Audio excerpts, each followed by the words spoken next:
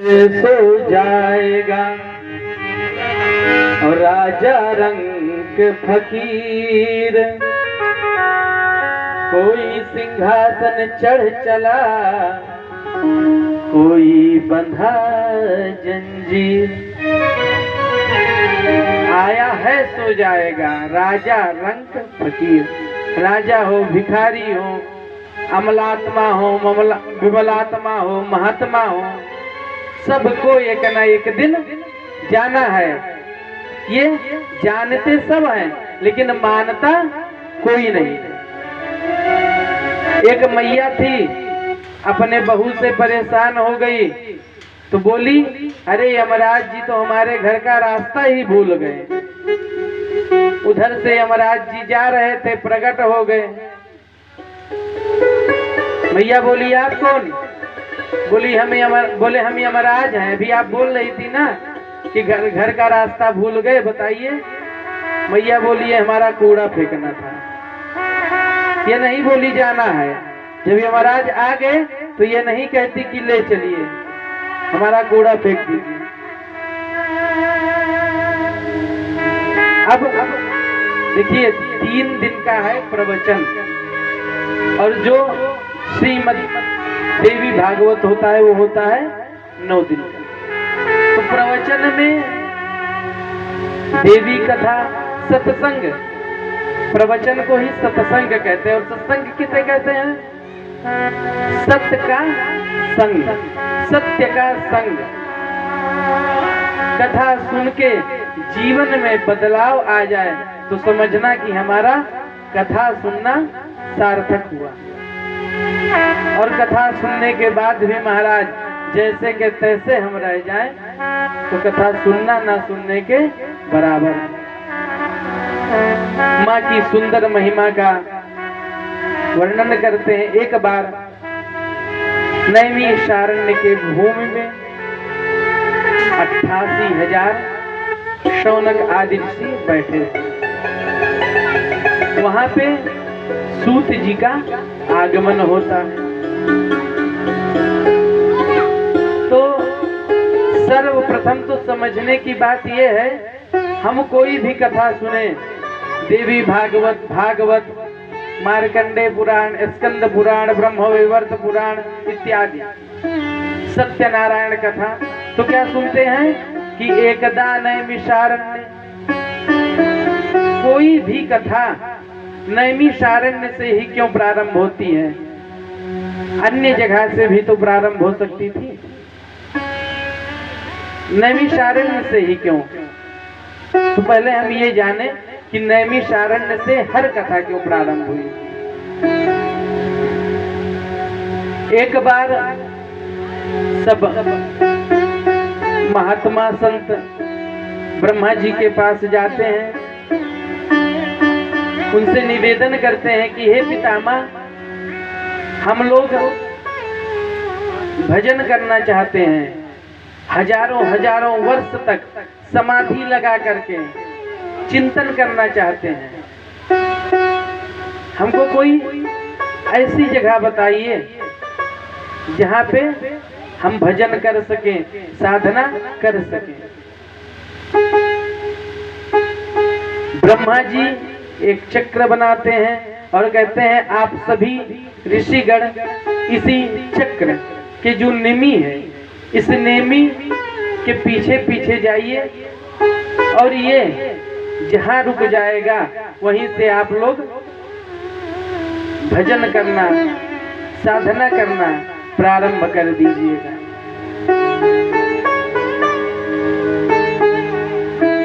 चक्र की नीमी महाराज चल दी, आगे चक्र, पीछे सभी महात्मा। और वो चक्र जो था वो जाकर के सीतापुर, लखनऊ के आगे सीतापुर है, और वहीं सीतापुर के पास एक अरण्य में रुक गया। और अरण्य में वो निमि रुकने के कारण उसका नाम हो गया नैमिषारण्य। बोलिए नैमिषारण्य धाम की। आज एकादशी है, आप लोग व्रत है। कौन कौन एकादशी का व्रत है? कोई नहीं, व्रत है महाराज जी। अब यहाँ पर जब सूत जी का आगमन हुआ, शौनक जी खड़े होते हैं और सूत जी को प्रणाम करते हैं और कहते हैं कि अज्ञानध्वांत विध्वंसा कोटि सूर्य समप्रभा सूतख्याहि रसा कथा सारम मम कर्ण रसायनम। हे सूत जी महाराज, आपके श्री चरणों में कोटि कोटि प्रणाम, नमन, वंदन, अभिनंदन। महाराज, अज्ञानध्वांत विध्वंसा कोटि सूर्य समप्रभा, आपके पास करोड़ों सूर्य के समान ज्ञान है और कृपा करके उस ज्ञान की किरण को हमारे अज्ञान रूपी हृदय पटल पर डाल दीजिए, जिससे हमारा अज्ञान रूपी अंधकार दूर हो जाए। और ये कब संभव है? चिंता मणिर लोक सुखम सुरद्दुः स्वर्ग संप्रदम परियच्छति गुरु प्रीतो वैकुंठम योगी दुर्लभ। किसी को चिंतामणि में आए तो वो व्यक्ति जिस वस्तु का चिंतन करेगा वो वस्तु सामने प्रकट हो जाएगी।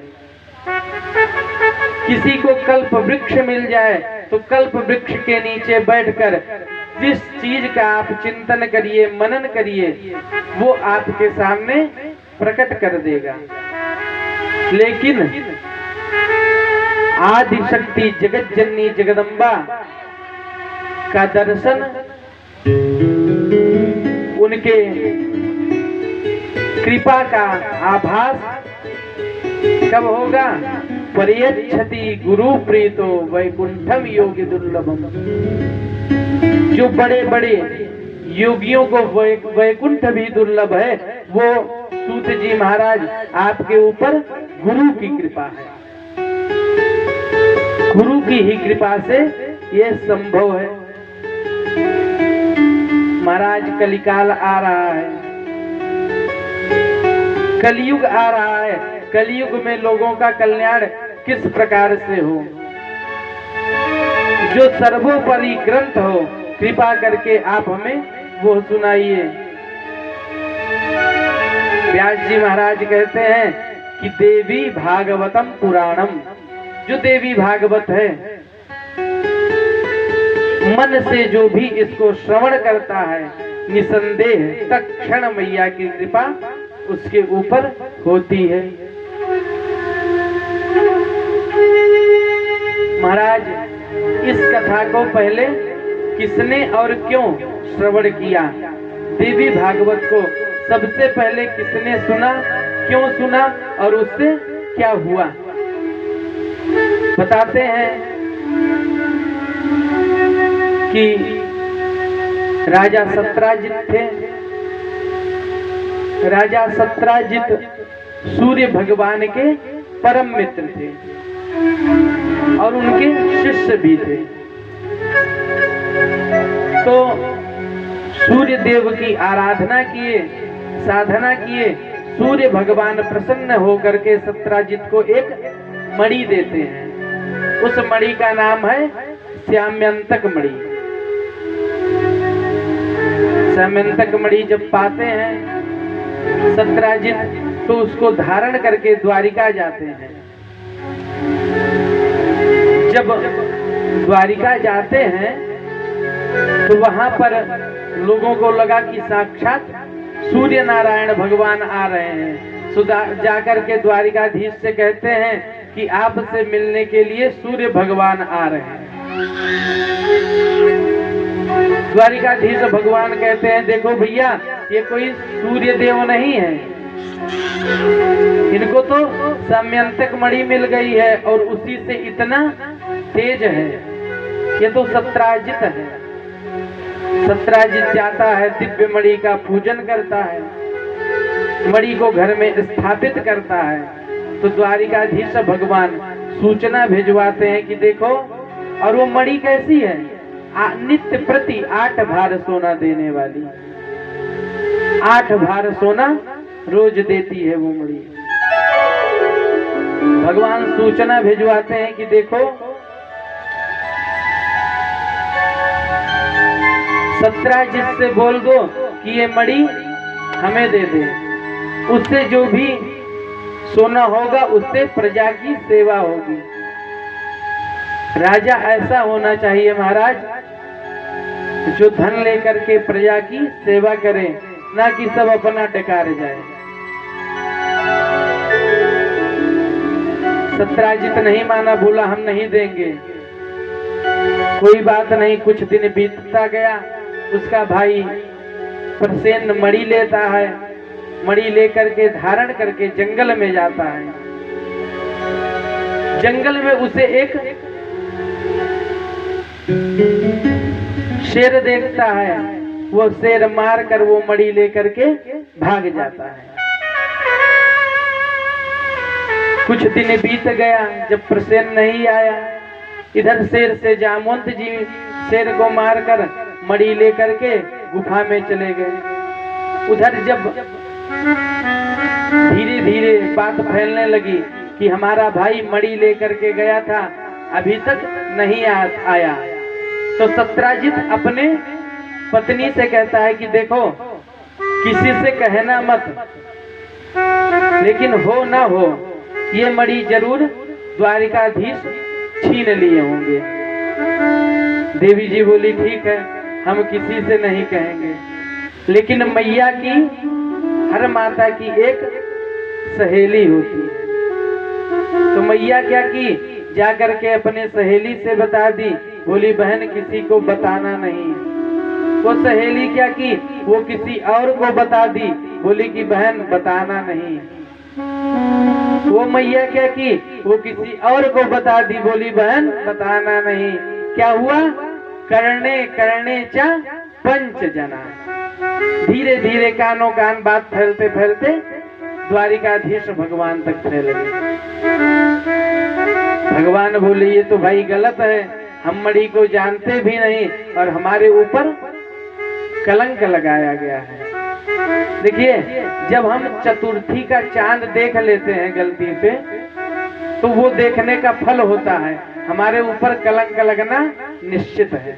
एक बार भगवान भी देख लिए थे, इसीलिए उनको कलंक लगा। बोलिए जय माता दी। अब जब ये खबर भगवान को पता चली, तो द्वारिकाधीश कुछ लोगों को लेकर के जंगल में जाते हैं। वहां पे देखते हैं कि प्रसेन मरा पड़ा हुआ है। वहीं से एक शेर के पंजे के निशान को देखते हैं। देखते देखते आगे जाते हैं तो शेर भी मरा पड़ा रहता है। फिर आगे जाते हैं तो एक गुफा मिलती है।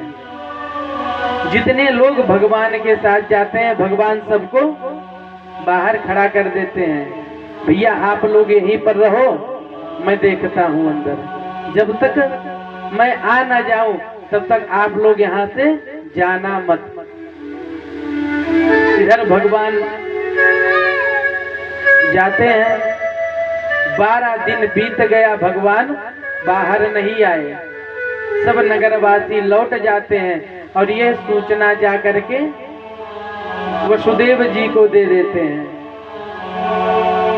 जब वसुदेव जी को ये पता चलता है तो उनको बहुत कष्ट होता है कि मेरा बेटा कृष्ण 12 दिन हो गए अभी तक नहीं आया, जरूर उसके ऊपर कोई संकट आ गया होगा।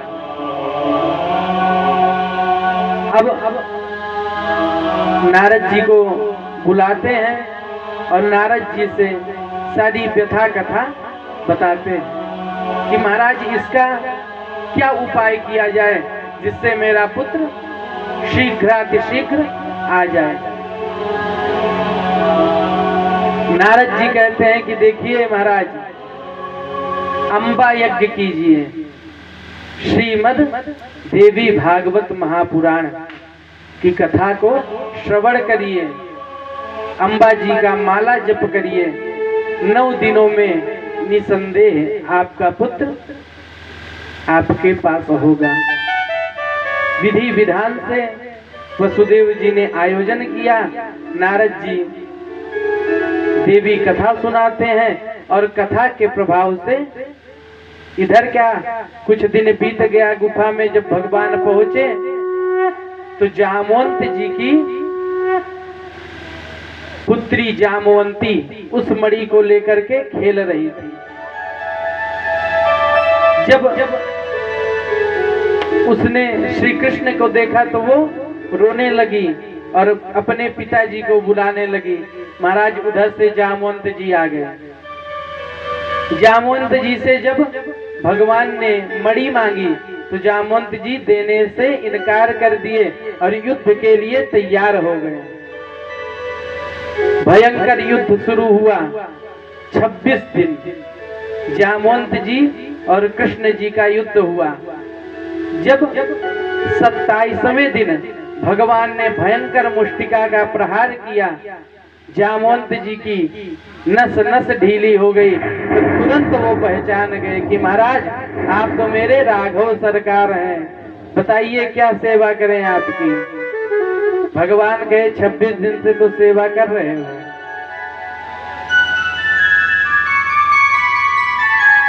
ये मणि हमें चाहिए, हमारे ऊपर कलंक लगा हुआ है। जामवंत जी कहते हैं महाराज मणि तो बिटिया को दे दिए,